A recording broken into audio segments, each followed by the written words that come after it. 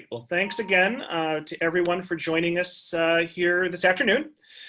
So there I go again. So today's presentation is Searching for a Job During COVID-19.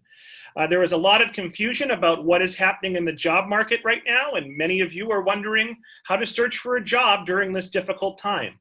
While the conditions are less than ideal, it's important to keep moving forward.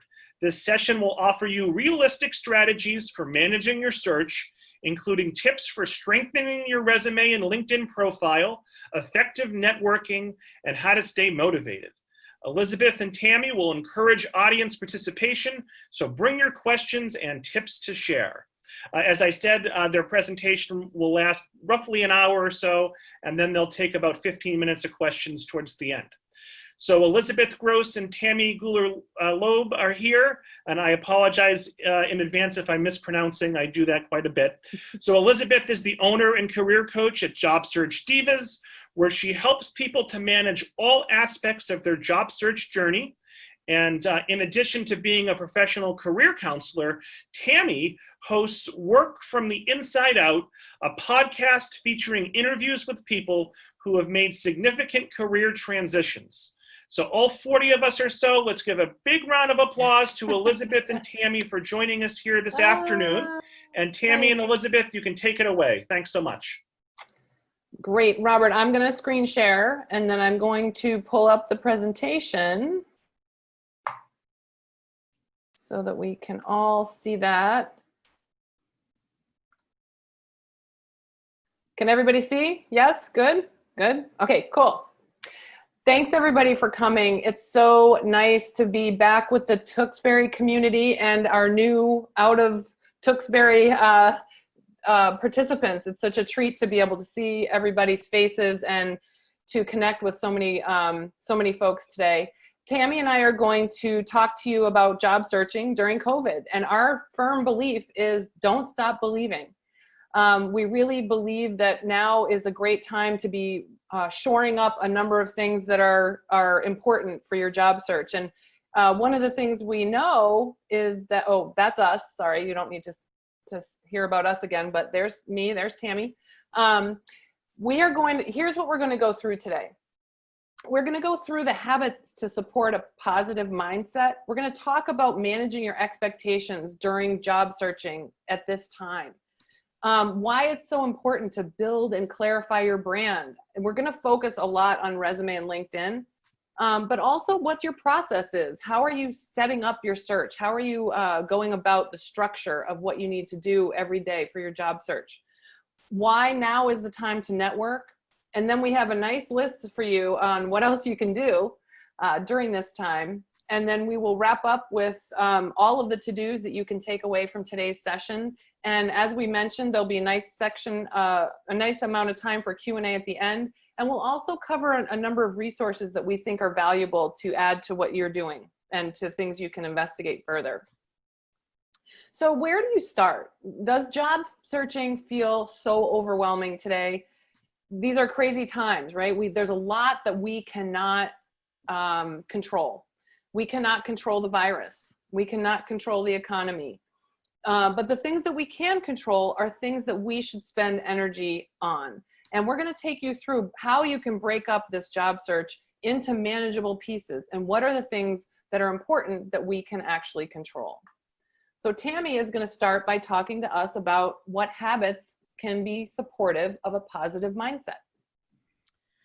So, you know, a lot of us have looked for jobs and found jobs before, and there are some standard things that most of us know how to do.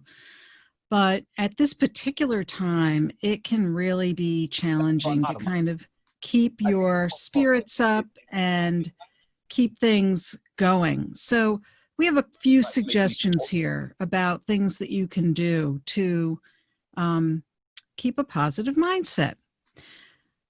Self-care. Exercise, eating well, getting enough sleep. Those things sound very obvious. And yet, you know, you hear me say those things. How many of us actually do those things regularly? It does take a very conscious effort to really keep up with those things. However, if you do, you're doing yourself a world of good in terms of the way that you can attend to your job search, your networking activities, all the activities around your job search, and your overall well-being. It's very, very important. Taking breaks is equally as important. Here is money going into the but again, we should keep track of what's going on with the. Sorry about that. Unmuted? Smaller. Yeah, and I can't. Okay, I'm trying to mute him. Okay. Let's see. So, taking breaks is vitally important. As much as possible, we talk about how your job search is, can be a 24-hour or 24/7 job. Taking breaks is equally as important. So we are going to have to drop him. I'm sorry. 1 sec. Morgan with. Go ahead, Tammy. Okay. So, so taking breaks is really, really important. Taking a little bit of time away from the job search completely, not just going out for a 20-minute walk, but I'm talking about really taking a break, taking the afternoon off, taking a whole day off, talking to someone you haven't talked to in a while, anything you can do to really kind of give yourself refreshment. The other exercise that we recommend comes out of the field of positive psychology. It's called 3 Good Things. Some of you may have heard of it. It's a little exercise you can do right before you go to sleep at night, where you simply think about 3 good things. It doesn't have to be 3 good things that happened that day. It could be anything, just very, very simple, 3 good things. They have studied this exercise. They've shown how it impacts your brain chemistry, and that brain chemistry, how that impacts how you focus, how you go about your activities, even the next day or a few days later, if you practice this habit. Simply 3 good things. And the other piece of this that's very important is trying to reframe certain thoughts in your mind, a lot of thoughts that run through our heads as we're looking for jobs, as we're just going about our day. We all have these thoughts like, oh, I'm too qualified. I'm not qualified enough. I'm too old. Oh, you look at a job posting, you say, oh, they wouldn't hire me. There's all kinds of sort of negative thoughts that we fill our heads with. We're not even conscious sometimes that we're filling our heads with these thoughts. I call it your committee, because there's usually a committee telling you, I'm too old, or I'm overqualified. They'll think I want too much money, all these things. So watch your committee and make sure that your committee is not running the show. You will notice that those thoughts will keep cropping up, and it's very important that when you notice that your committee starts to meet, that you end the meeting and you go forward and reframe. What I mean by reframing is, for example, you look at a half a glass of water, right? Is it half full or is it half empty? And that's your best example for how you reframe. Think of your glass as half full, and think of your committee as the meeting is over. And that's the best way to continue to move forward with a positive mindset. So another piece of that mindset is managing your expectations. Many of us, when we apply for a job or we've had conversations with people, we start to develop expectations in our minds about what we think might happen next, or what we might think might happen before we've even done it. So, for example, you might have a conversation with somebody and maybe they promised to follow up with you about something and you didn't hear from them in the time frame they said. oh, they really didn't mean it. Or you had an interview for a job and they said, oh, we'll get back to you in a week, and they didn't get back to you. Oh, I guess I didn't get the job. So you start to fill your head with these expectations that may or may not be true. So we encourage you to stay open and curious. Don't let your expectations or your assumptions get the best of you. It's very important to keep those things in check. Chances are, I would say 8 times, 9 times out of 10, you're probably wrong, and you need to stay open to what might be possible. More often than not, especially with employers, they're usually running behind schedule. So when they tell you they're going to get back to you and they don't, it doesn't mean you're out of the running. So don't go there. It may be true, but it's not going to help you to have those thoughts, because chances are they're genuinely just running behind. This is new territory for all of us. I like to think of interviews as a two-way street, and right now, most interviews are remote. I heard of one person the other day going for an interview in person where they all sat there with masks, but for the most part, most of the interviews are remote. This is new territory for everybody. So think of going into an interview with an expectation that it's just as new for you as it is for them. And in some cases, the interviewer is not necessarily an experienced interviewer. I find that a lot of my clients will go into interviews assumptions that the interviewer is an experienced interviewer, or that the interviewer knows what they're looking for in a candidate. And I find that my clients go into these interviews feeling a little nervous and anxious because they think that the interviewer has it all together. Nothing could be further from the truth. Now, there are times when that is true, but there are equally as many times when that's not true, where the interviewer is not an experienced or skilled interviewer, or the company is still trying to figure out what they want. And so that's part of the process of interviewing, is talking to candidates and getting an idea of what feels right to them. Part of your job as a candidate is to go into the interview with an open mind, stay open and curious, leave your expectations and your assumptions at the door, because you don't have a crystal ball and you're not a mind reader. And so by leaving those at the door, you're going to learn a lot more, and you're going to be able to show up more genuinely and engaged.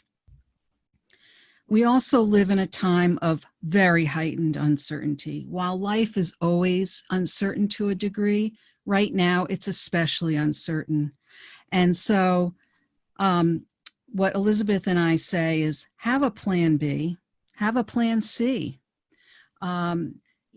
There's a gig economy out there right now. Many people are finding other things to do for work in the event that they just need to bring in some cash, or they want to keep busy. So even if you're not doing the work that you want to do in your own profession, but you want to either just be occupied or stay active, or again, like I said, bring in some cash, go for it. That might be your plan B. If that falls through, have something else lined up. Always be thinking about what you need to do to meet your needs. And this is kind of an entrepreneurial mindset. Think about what your needs are. What other strengths can you bring to the table? Pretend, or maybe not even pretend, that you are the business owner of your career. Because in this day and age, most employers are not taking care of their employees anymore. I think a lot of us grew up at a time where we saw maybe our parents or our grandparents with employers that kind of took care of their people. That's no longer the world we live in anymore, as sad as that might be. So if we can think like an entrepreneur, even if you're not an entrepreneur, it helps to have that kind of mindset and that set of expectations that you really are owning your career now. You have to always be in charge of your own career. Even if you work for a company that has a clear pathway to promotions and things like that, you still have to really keep your eye on the ball. I'm going to talk to you guys about building and clarifying your brand. So now is a great time to get your materials in order. And what are your materials? It starts with a strong resume. A resume is really still a concise summary of your career. It's your professional calling card. It's the thing that you use to open the door for new opportunities or when you're networking. And even though today we are in a very social media focused world, the resume is still important. You still need it to apply for a job. So a resume is the best way you can start to build and clarify your brand. And a really good, strong resume balances content and formatting to present your experience in an impactful and easily scannable way. Now, today's job market, it's really easy to apply for a job online. Anybody can do it, right? And the trouble is anybody does do it. And then these job postings get hundreds or even thousands of responses. Your resume needs to stand out in the clutter, and it needs to make sure that it's representing you as strongly as it can. I'm going to show you an example, and we're going to talk through some of the elements of that so that you can see what I'm talking about. So layout and format for resumes are really important because you want this to be a visually engaging document. You don't want something that's all crunched up with information and really dense and hard to read or hard to pick through. You see the example over here on the right. It uses, a format that really gives some breathability to the resume. It has a lot of space so that you can easily absorb the different sections. It's got a nice margin. It's got a nice balance on the page. Obviously, there's a second page. We're choosing just to show the first page here. But one of the things that we know is that, today people just don't read resumes. And there's another statistic that I'm reluctant to share, but I have to, is that people spend an average of 7 seconds reading a resume. So part of what we try to do today in resume best practices is leveraging that top 1/3. And I'm talking about everything that's above that area that says professional experience. So leveraging the top 1/3 of your resume so that you're capturing the attention of the person or the, people who might be reading this as you're applying for a job or networking. And part of what makes up that top 1/3 is a descriptive headline for you. Now you'll see here, Patricia Foster, the example we're using, she's a real estate agent. So she needs to really encapsulate what are the things that make up her strongest skills in her title. And we've decided that she is a sales leader. She handles client management, and she's a communications expert. Those 3 elements were the things that she felt really spoke to who she is as a professional. So your title is the thing that you might use to describe yourself. And then to support that title, we use a professional summary. That's that paragraph right underneath the title. That's your elevator pitch. That's where you have the opportunity to tell an employer or someone you're networking with, here's what my success is. Here are my strengths, the skills that I have. Here is the value that I can provide to your organization. And you're doing it in 3 or 4 sentences. So it's definitely something that's a challenge to make really concise and really strong. I will tell you, as a resume writer, it is the hardest thing to do, to write that paragraph, but it is the most valuable piece of information because it helps a potential employer in a quick, again, back to that 7 seconds, in a really quick way to scan through and understand, okay, this is who I'm going to be reading about. This is what this person has to offer. This is how they can provide an impact to my organization. And then you see underneath that the areas of expertise. These are keywords, and they perform 2 different purposes. First of all, they complement that summary paragraph up above. And in the case of Patricia Foster, Patricia needs to manage client relationships, right? She needs to do market research on properties. She needs to develop leads and have a pipeline for, new sales. And she needs to analyze what her clients can afford and make sure she's showing them properties that make sense to them in terms of financials and what they want out of a property. And then, of course, contract development and negotiation as they get through the sales process, making sure the purchase and sales are written up correctly and the final offers. Communication, making sure she's presenting herself well. All of those things are additional features of Patricia Foster that complement that paragraph, but there are also things that act as keywords that will align with the types of roles that she's interested in looking for. You've heard me talk at the beginning about format, keeping things clean and concise. I like to use fonts that are contemporary and that transfer well across platforms. The one you see here on screen is Calibri, and Calibri is a really nice font. It's a contemporary font, and it works well no matter if you are looking at a resume online or if you're printing it. So, you know, many people do still print resumes today. So you want to make sure that you're using a font that works well, no matter what version of Microsoft Word somebody's opening it with, or if you're using a PDF, obviously that would be the recommended, but just that it really translates well across any platform. The more traditional font that I would use would also be Cambria, and Cambria has a serif, which makes it a tiny bit more traditional, but it also presents really well, does all the same stuff across platforms, prints well, looks well online.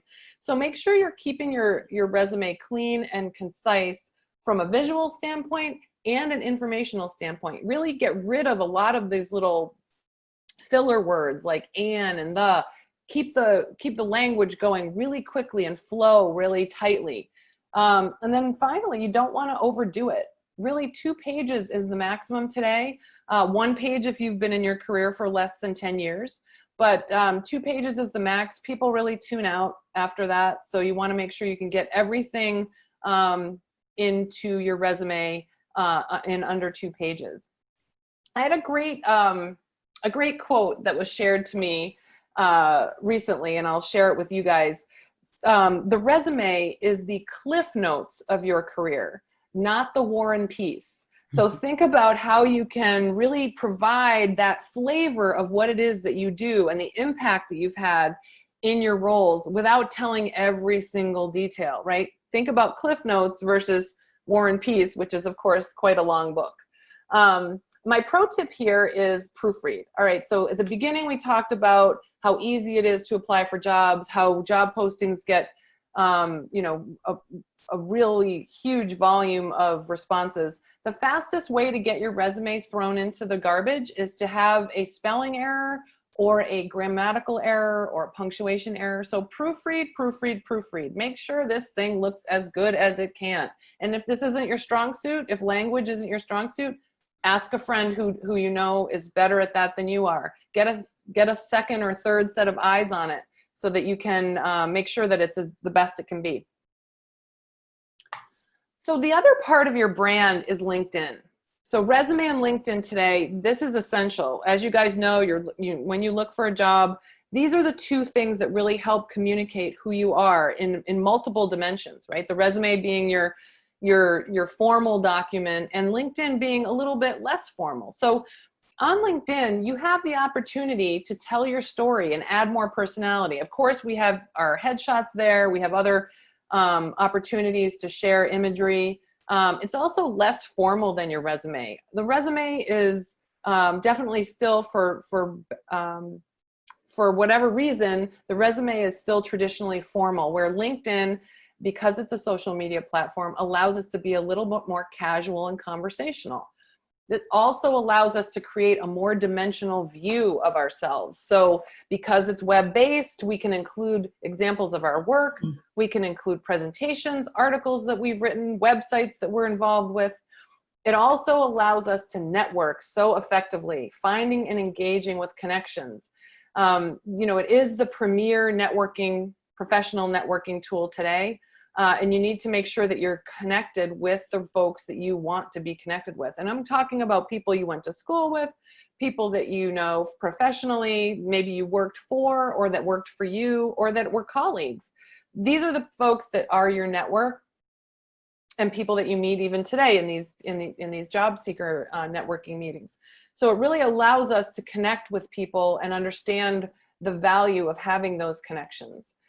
The other thing that LinkedIn is really great is that when you're doing research and you're thinking about places you might be interested in working at, You can learn more about potential employers. Every single company should have a LinkedIn page today. And it really helps clarify what their mission is, what it is that they're looking for in a different types of candidates. They will also post their jobs on LinkedIn. And so if you follow those employers that you're interested in working for, when they post jobs, they will show up in your feed. And in that spirit, you can also set up job alerts on LinkedIn and allow you to search and apply for jobs and all different types of roles. This is a really strong platform for so many reasons in your job search. It is so important to leverage LinkedIn and make sure your profile is fully built out just like your resume. The other reason, and the biggest reason, is 90% of people looking for talent. And when I say people, I mean hiring managers, I mean recruiters, HR folks. 90% of those folks are vetting candidates on LinkedIn. So you want to make sure if they come across your profile that you're leveraging all of the best practices to make it as strong as it can be. And I'm going to show you an example of that next. Okay, so look at this fantastic profile. Best practices for LinkedIn and making sure your profile is fully built out. Now we have our resume, right? Our resume is as strong as it can be. Now we need LinkedIn to tell that same story about us, but give it in a bigger dimension and use different language. What do I mean by that? We want to make sure we have a really good headshot. And I don't mean you have to go down to the photo studio and sit for a formal portrait. I mean, if you have people in your life right now who have smartphones, you can do an awful lot of great things with them. And especially if you have a teenager with a smartphone, they can, in your life, that's what they do all day is take pictures. So making sure you have a headshot that shows you like in the way that you are today, professional, and what you look like today. Not a picture from a wedding 15 years ago or somebody cut out over here, that you didn't want in the image anymore, but a good photo that shows you from about the shoulders up and, centered in the frame.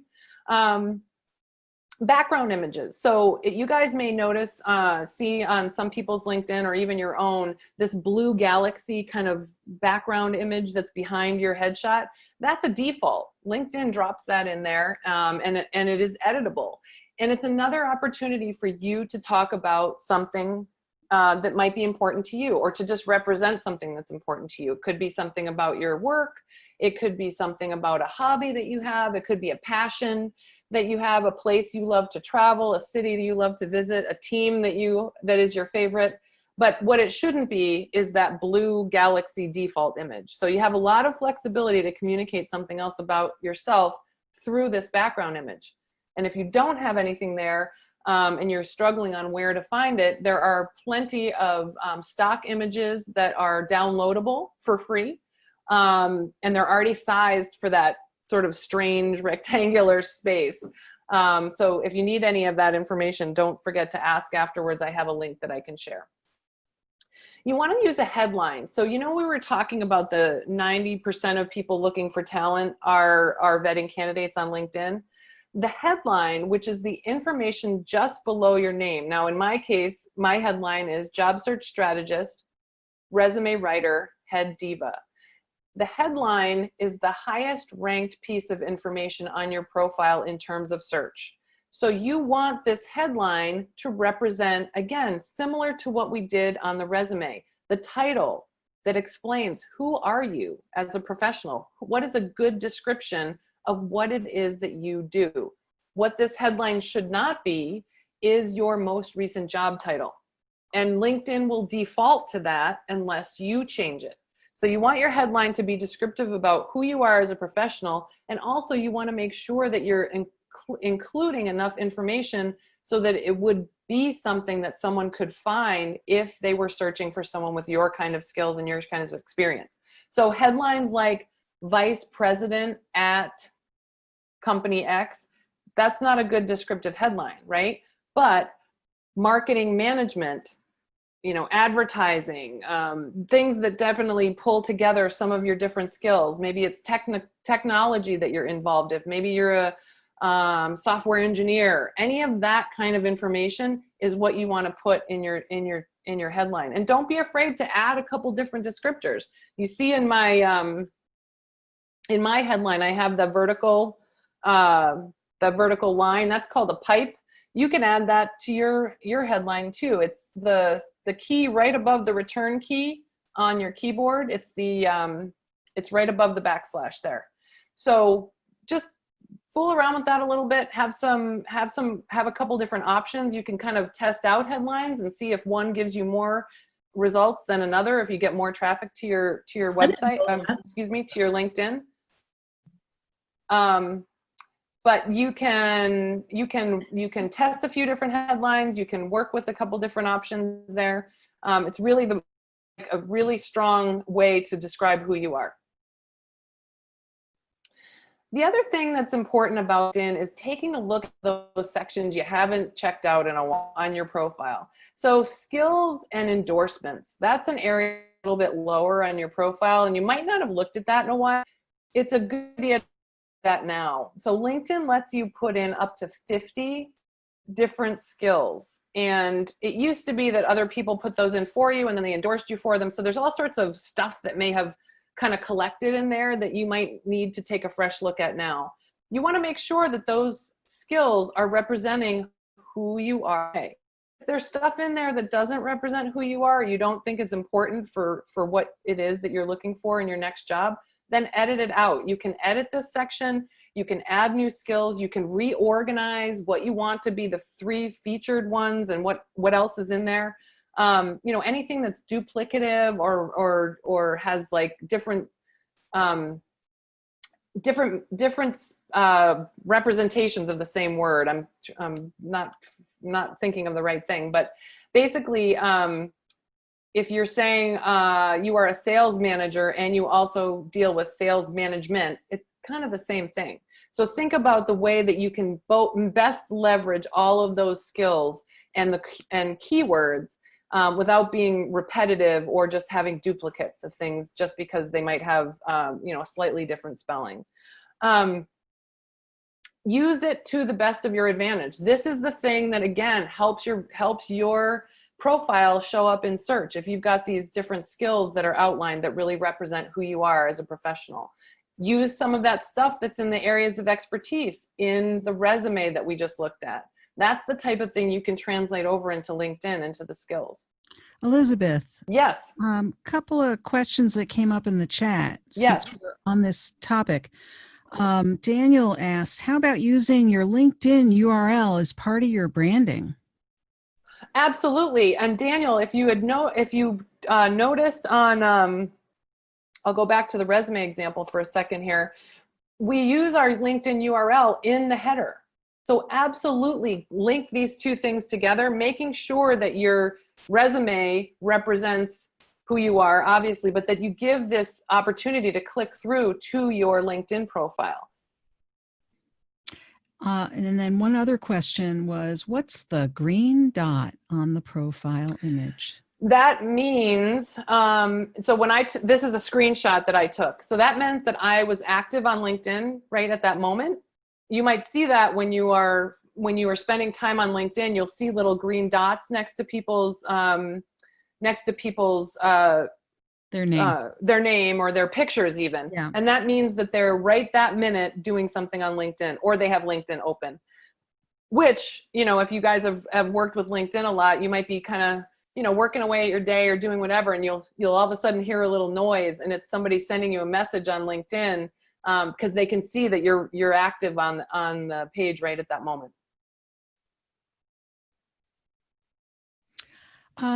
One other question here. What's your opinion on the hashtag open to work green ring? That's an excellent question. It's a new feature that LinkedIn has brought out during this time. And, previously I might have said, it's best to kind of keep the profile focused on your strengths and your skills and not necessarily that you're out of work. But things are different now. And what I have noticed is that people are really using LinkedIn in a lot of different ways. And that's one of them. So LinkedIn is offering a graphic that you can put around your headshot that indicates that you're open to work. I've seen people sharing their stories online that they have been laid off, and then other people responding and saying, hey, come look at my company, I have jobs available. Or people hearing about layoffs at a certain company and offering to help. So LinkedIn is evolving a little bit during this pandemic, and especially around the way people feel comfortable sharing information about themselves. So I would say that if you are comfortable with sharing the fact that you are open and available to work, then now is the time to do it. You might also communicate that through a post that you could talk about. Unfortunately, your company had to make some changes, and that you are now available to look for other opportunities. I've seen a lot of really interesting responses to those kinds of posts, and many of them offer help. So I would encourage people to be as open as they feel comfortable and utilizing LinkedIn and the network that you have. Does that wrap it up for that, Tammy? That wraps it up right now. Yep. Okay. Tammy is manning the questions and I cannot see them. So thank you, Tammy. Yep. We were also talking about areas that you haven't looked at in a while. One of those might be your recommendations. These are important. Again, they fall a little bit lower down on the profile, but recommendations really illustrate what it's like to work with you. And people want to read this. They want to know, what is it like to work with Elizabeth? Should I hire her? I'm going to go down and look and see what other people say about working with her. And it's an indication of your professionalism. It's that someone else thought enough of working with you to write a recommendation. And it's another important part to make sure your profile is fully built out. It could be a deciding factor between you getting a phone call for a job and someone else who doesn't have that information in their profile getting the phone call to have an interview for the job. So making sure you have good recommendations, maybe 2-ish, 3 from the last year or so would be, or as we evolve, just making sure you have some that are recent. I look back on my profile recently, and some of my early recommendations were from 2011. Time to get some new ones, because people want to know what you're like to work with today. You want to also set yourself as available to opportunities. Now, this is something that is not as visible as that ring around the graphic around the headshot. This is something that allows you, say if you're currently working but you're interested in looking, or just not wanting to advertise so much that you are open and available to work, this is going to be viewed by people who are looking. So recruiters, again, hiring managers. You do this by in the edit function, it's the area right underneath your header. It allows you to toggle that switch on to available for opportunities. And you can really make sure that you're leveraging all of those tools that LinkedIn has to offer by fully building out your profile and then turning that function on, so that you've got all the right information in there as soon as that switch is turned to on. The beauty of LinkedIn is it allows us to keep things informal. Where our resume is still formal, we talk about ourselves in the third person. On LinkedIn, first person is okay. You'll see in my about section right underneath my header where I talk about myself. I've always had a passion for helping people while I was at Monster. So I'm speaking in a more casual sense than I would on my resume, kind of like as if we were sitting down together having a chat around or having a cup of coffee or doing whatever. This is really a platform that begs for informality and not as formal as our resume. You don't want to come across as stuffy or old school. You want to be very much more casual about the language that you use on LinkedIn. You can also add your LinkedIn URL to your other social media. We showed how you can put it on your resume, but if you're somebody that wants to connect everything, you could have this on your Facebook page. You could have it in your Twitter, your Instagram. You could connect everything if you would like to have all of your social media connected. It's a great way to make sure that you're presenting yourself in every one of those aspects. But if you're someone like me, I kind of keep Facebook over here for personal stuff, and I keep LinkedIn over here for professional stuff. There's some overlap there, but you kind of choose how you want to link everything together. But definitely make sure that your LinkedIn and your resume are fully built out. And then the process. So, okay, you've got your great new resume, you've got your tight, totally built out LinkedIn profile. How can you make sure that you're moving this process forward? You want to own your process. You want to be really methodical and organized about this. The best way to start, and if you haven't done it already, many of you probably already have, but if you haven't, is really to create a centralized tracking system that lets you find this one point where all of your stuff is kept and recorded. So the networking contacts you have, companies you're interested in researching and applying to, maybe also job applications, meetings and networking conversations that you're having. Put everything into something, whether it's an Excel spreadsheet, if that's what you're comfortable with, maybe a Google sheet, if that's what you're comfortable with.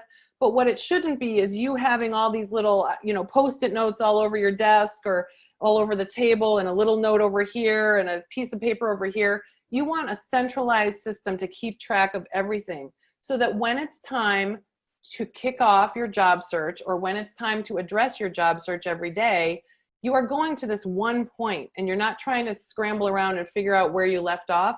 It should be right there in your centralized tracking system. The other thing about your process is being consistent. So the whole building of momentum in the job search is done when you put time against it. It doesn't mean you have to do it 8 hours a day, 5 days a week. It means that you need to set aside time that works for you in your day and address the job search as if it is your job. So maybe your time frame is 10 to 2 in the morning, and those are the hours where you feel like you'll be most productive on your search. You can, start by setting up a tracking system, and then you can build that with all of the different information that you're interested in, companies you want to research. That's part of what you're doing during those hours of 10 to 2. Having those networking meetings, having those conversations with people. Really structure time and then commit to those hours. Don't let other things get in the way. Making sure that you're staying focused on it is the best approach to keeping the momentum going. And then if you have a goal, maybe you want to say, geez, I need to apply for 10 jobs a week. Maybe that's your goal. Make sure you hit your goal by making sure that you have that time set aside and that you're 100% focused on your search. I know that now, because we're all working from home, and most of us are at home, there can be a lot of distractions, right? There could be other people working from home also. There could be children, there could be dogs, cats, parents-in-law. There could be a whole bunch of things that could potentially distract you and derail you from keeping your structure. You want to make sure that you talk with people in your household about what you're doing. Tell them, from 10 to 2, as much as possible every day, this is what I'm going to be doing, and I need to stay focused on it. So make your own lunch, or however it is that you have to talk to the folks in your house about what you're doing, to make sure that they are respectful of your time. And maybe you need to find a place in the house that you can do that with quiet, that isn't a place that people can constantly be coming in and interrupting you. But whatever it is, make sure you are eliminating distractions so that you can maximize your time. Again, treat this job search like a job.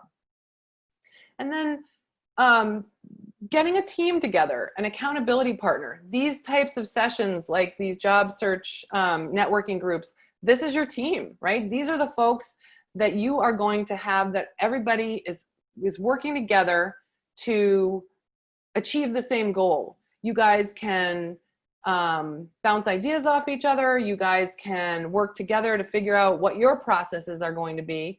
But maybe you also need somebody that is in your life that could be your accountability partner. Maybe it's somebody else who's looking for a job. They don't necessarily have to be in the same industry or even at the same level, but someone that can help you with your accountability every week. And maybe you guys have meetings. Maybe you have phone conversations. Maybe you just shoot an email to each other, whatever it is. sometimes job searching can be a little bit of a lonely endeavor. So you want to make sure you have somebody on your side who's doing it also. So figure out who that could be and engage them in helping you. And Tammy mentioned this at the beginning, but I can't stress enough that it can be exhausting looking for a job. So definitely make sure you take a break when you need it. If you need to shut down for a day and just do something else, work in your yard, or fix something in the house and not worry about your job search, and you just are getting a little burned out, take a break, shut it down, and come back to it when you're re-energized and reinvigorated. Tammy, do you want to talk about networking? I love talking about networking. Oh, Tammy, we forgot to talk about the Pomodoro. Oh, yes. Could you add to that from the process piece, right? The Pomodoro. Yes. So Elizabeth was talking about, setting aside, a good time of day for when you can, what's your best time of day to focus on different tasks, things like that. Well, everybody has their own way of working and way that they're most effective. Another method for scheduling your time and focusing is something that's called the Pomodoro method. And Pomodoro means tomato in Italian. And the person who developed this approach had one of those kitchen timers that looked like a tomato. And I think that's why they called it the Pomodoro method. But basically, the method is this. You take a timer of some type and you set it at 25 minutes. And you sit down and or stand up if you have a standing desk, whatever, but you do part of whatever it is you're trying to do. If you're working on a cover letter, or you're searching through job postings, or you're working on your tracking system, whatever part of your process you're working on, spend 25 minutes and then stop. Take at least a 5 or 10 minute break and see how much did you get done. That's one Pomodoro. And then write down what you got done, and as in one Pomodoro. It helps you to start to get focused and break up the amount of tasks that you need to do. For some people, it really helps to not try to sit down and do everything in 2 to 3 hours. For some people, they just don't focus for that long. For other people, they might say, you know what, I'm going to take 3 Pomodoros to do this, but a Pomodoro is 25 minutes plus a 5-minute break. So for some people, knowing that break is coming actually makes you use that 25 minutes more thoroughly. There's a wonderful planner, like an efficiency notebook that a lot of my clients have bought, that I've recommended to them, that actually helps you to identify what your tasks are and gives you the opportunity to fill out how many Pomodoros it took for you to do each task. And it has some other spaces in it that gives you a chance to really kind of break down different tasks and helps you to really see what you're doing.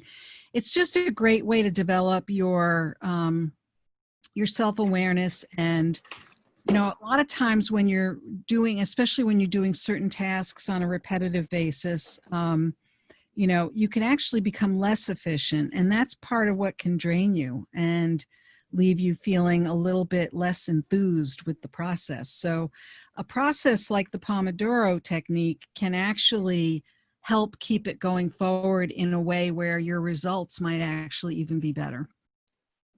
So I love the Pomodoro.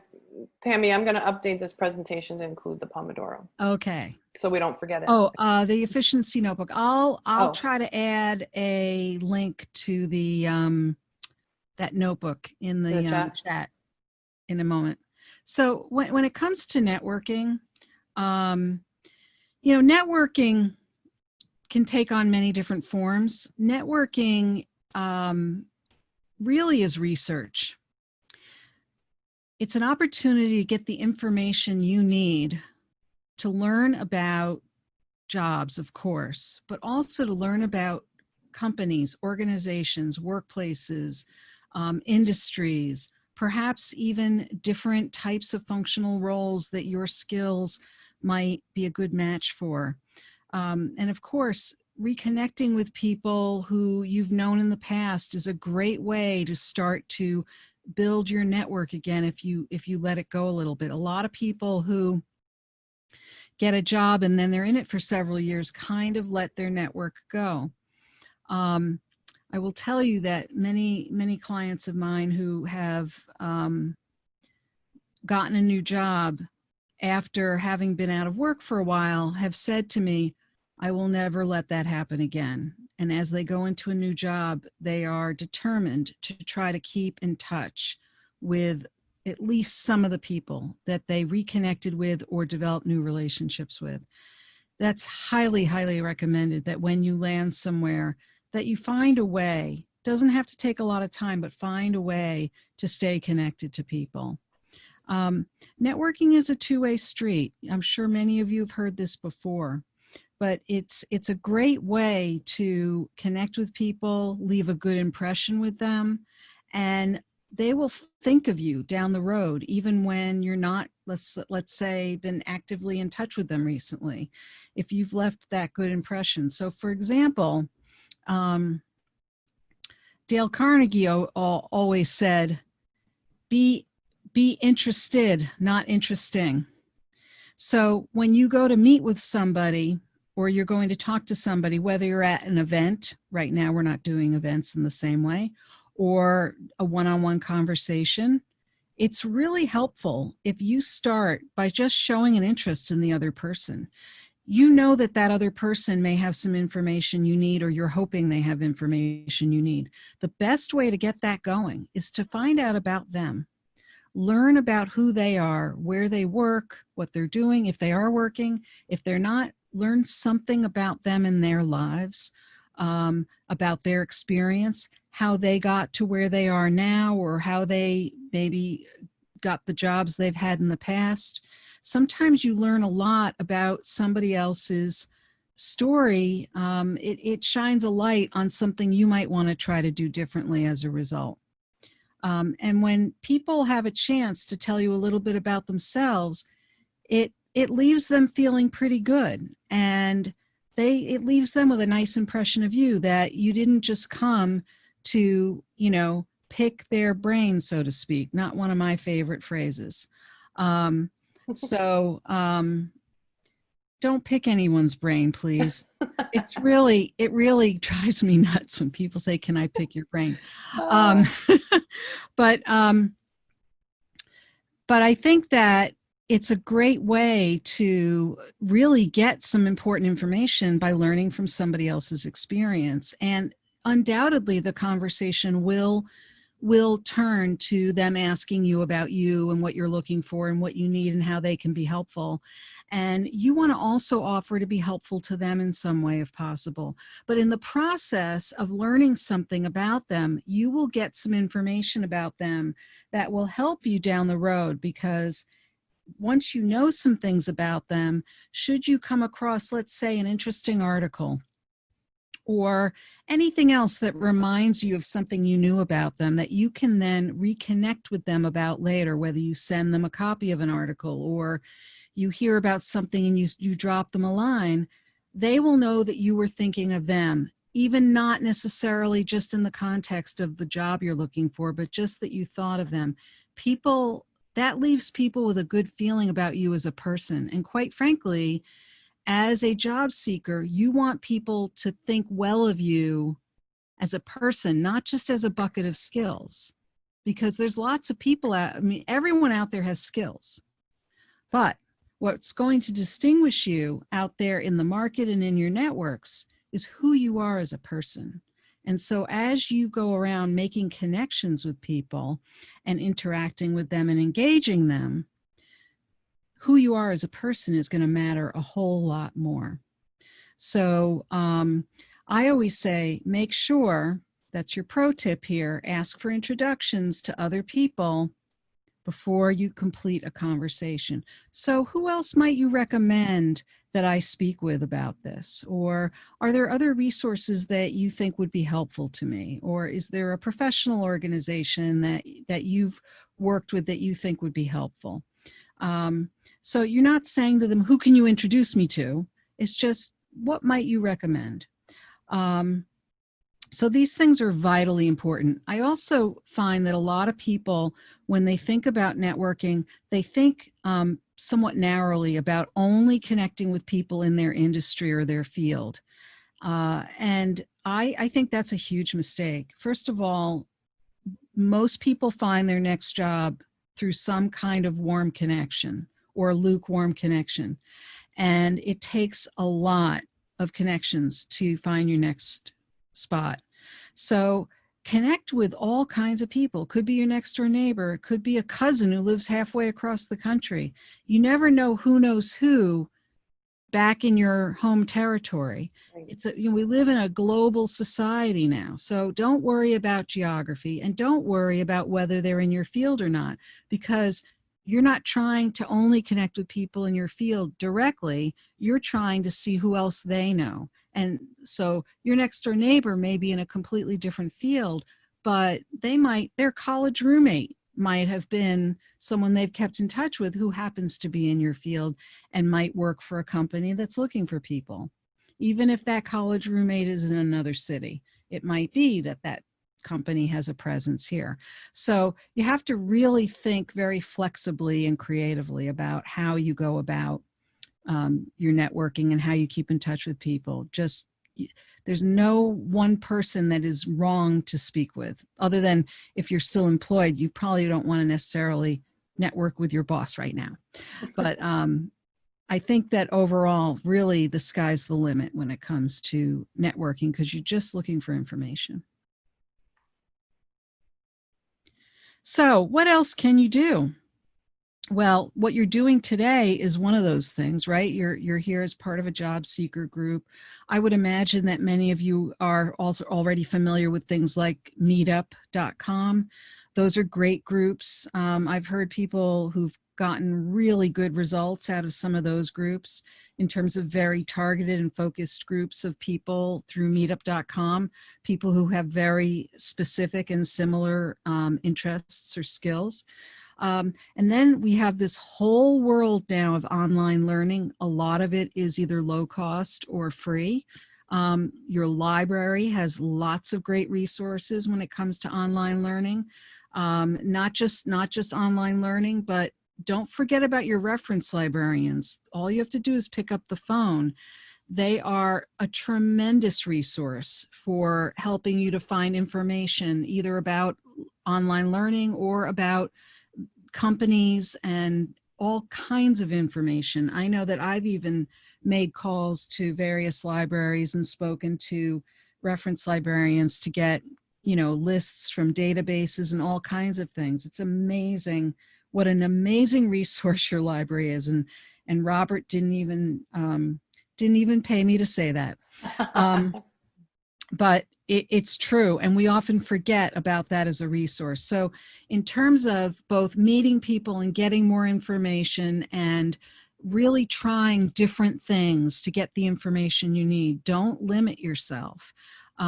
Looking online for jobs should be honestly a very small part of your job search, because that's probably not where you're going to find your next job. You might, but it should be a relatively small part.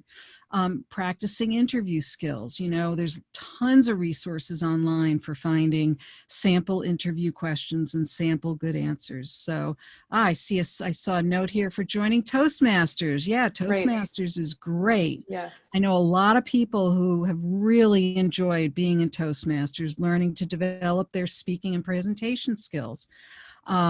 So these are all excellent ideas. And then seeking out other professional resources, subscribing to newsletters, listening to podcasts, making sure that you are connected to the right kinds of professional associations and groups that also offer both learning opportunities, things like that.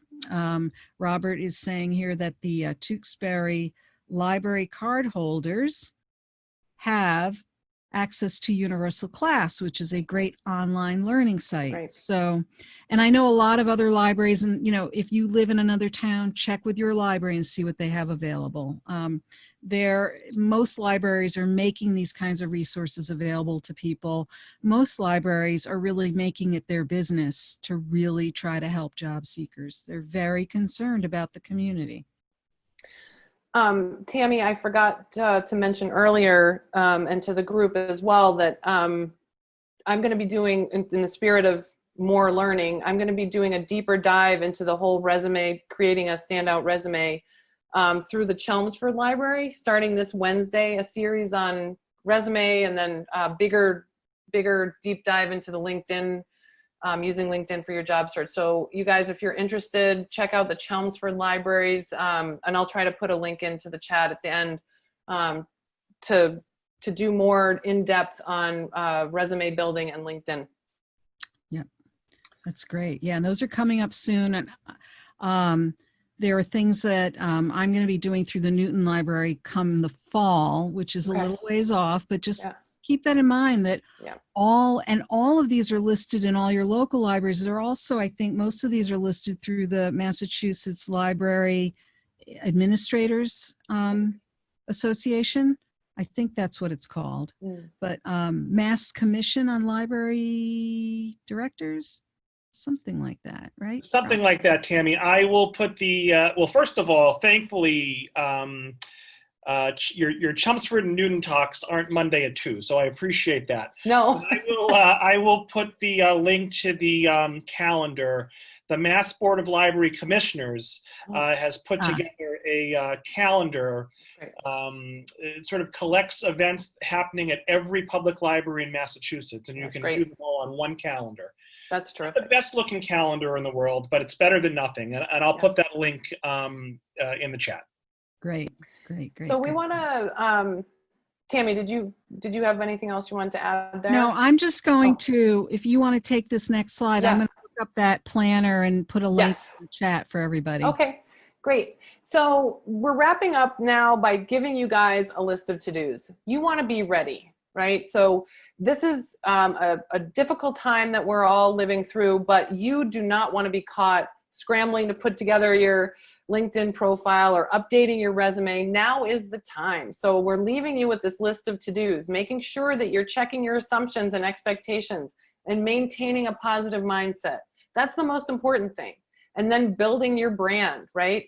Through your resume to ensure that it's strong and impactful and as best as it can be. And the same with your LinkedIn profile. Outline your plan, get that process together. What are your goals? Track your activities. Make sure you get that single centralized point that you can return to every time you're attacking that job search. Keep up with the networking. And Tammy always mentions this. Sometimes we feel a little nervous about reaching out to somebody if it has been a while since we've spoken with them. But people are so glad to connect again now. I think we're all looking for a little bit of those personal connections. So don't hesitate to pick up the phone or write an email or text and say, hey, do you have 15 minutes? I really want to, hear more about what's going on with you, hear about what's going on with your company, and just tell you what I'm doing. So keep on keeping on with networking.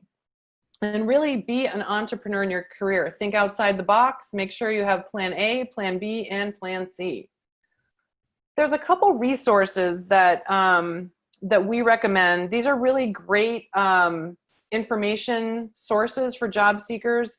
And Tammy, do you want to talk a little bit about jobhunt.org? Yes, jobhunt.org is a fabulous newsletter that is run by Susan Joyce, who may have spoken at the library at some point, or you've probably heard her. She has a lot of guest writers on that, and it's very up to date, very cutting edge. And it's one of the best all-around resources for any job seeker. And I always subscribe to it. And I love reading the articles because it helps me keep up to date on what's going on. But I find that she really makes it her business to make it very, very cutting edge for any job seeker. So they really know what they're supposed to be doing to really stay on top of the job search. So I think it's just a very practical and comprehensive resource. And then I know I also have their the Find Your Dream Job podcast. Yes. By Max List, Mac Pritchard. And while it says Find Your Dream Job, it's actually a very practical podcast. Both Elizabeth and I have been guests on that podcast. It's one of the top career podcasts as those things go. And I know the gentleman who runs it pretty well, and he's all about practicality. So I'm not sure why he calls it Find Your Dream Job, but that's a really outstanding podcast. Great guests, always offering very practical ideas about how to really stay on top of all the things you need to know about job search. So highly recommend that. The only other thing, Tammy, we wanted to mention too is the Muse. So they have a newsletter as well as a website and a lot of great career advice. I subscribe to it. I love to hear what different people are sharing in terms of advice or for job seekers. They also have jobs that are posted there. It's different content every day. So can be, things that can really help. All of these resources are things that might help as you're going through this process. Mm-hmm. Mm-hmm. And that is all we have for you guys today. We want to leave enough time for questions, but also to share our contact information right there on the screen. Obviously, happy to connect with you guys and answer any questions you have afterwards as well.